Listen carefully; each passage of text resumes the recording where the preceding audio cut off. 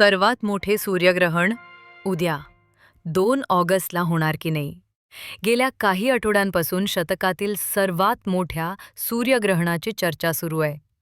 100 वर्षातील सर्वात मोठे सूर्यग्रहण होणार आहे, जे संपूर्ण पृथ्वीवर अंधार पसरवणार नाही.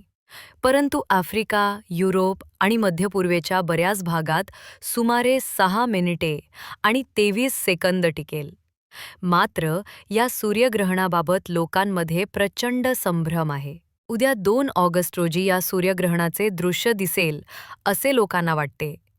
परंतु 2 ऑगस्ट 2027 रोजी शतकातील सर्वात मोठे सूर्यग्रहण होणार आहे. असे सूर्यग्रहण 1991 साली झाले होते आणि आता 2027 नंतर ते 2114 मध्ये होणार आहे. त्यामुळे कोणीही घाबरून जाण्याची गरज नाही. उद्या कोणतेही सूर्यग्रहण नाही.